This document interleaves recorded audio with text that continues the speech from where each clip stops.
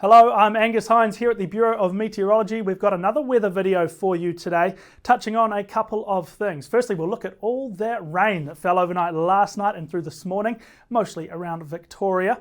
Now, the weather system that brought that rain is weakening and moving away, so the warnings have been cancelled for the wet weather. However, there's another front approaching and we've got a fresh batch of severe weather warnings as that heads our way later tonight. More on that in a sec, but to start off with, let's check out the rainfall values. And I wanted to start with something pretty cool actually. This is a look at observed rainfall. This is the total amount of rainfall that did fall over a 24-hour period up to 9 a.m. Thursday morning.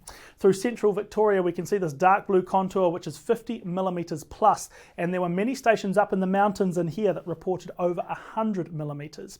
More broadly speaking, this other shaded blue contour is 30 to 50 millimetres, and that encompasses a lot of Victoria, a lot of southern New South Wales and much of Tasmania as well. Lots of these places had been really dry over the past couple of months, so this has been some welcome rain in some agricultural areas. I'll turn off the contoured map now and put on the rainfall dots. So each of these coloured dots is a weather station showing exactly how much rain they got in the same 24-hour period. And what I wanted to do was just highlight a couple of our regional towns and cities around Victoria to see how much those slightly more populated areas got in terms of 24-hour rainfall.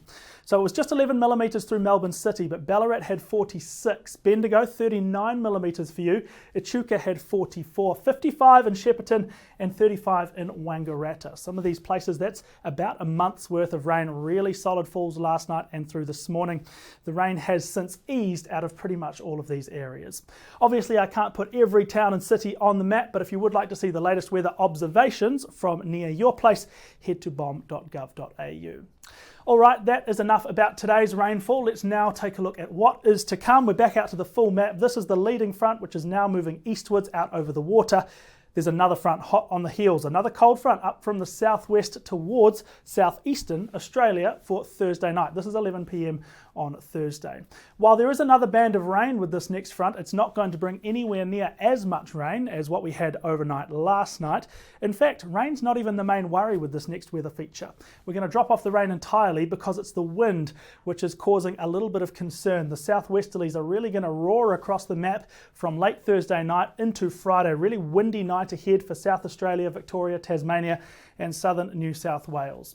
These are the latest severe weather warnings for damaging wind ahead of this next weather system coming in tonight. For now, all the warnings are located in South Australia. We'll just zoom in a little bit closer and take a slightly better look. So the areas under severe weather warning for damaging wind at the moment: the southern tip of the Eyre Peninsula, Kangaroo Island, we've got the lofty ranges near Adelaide and all the way down the southeastern coast down towards Mount Gambier.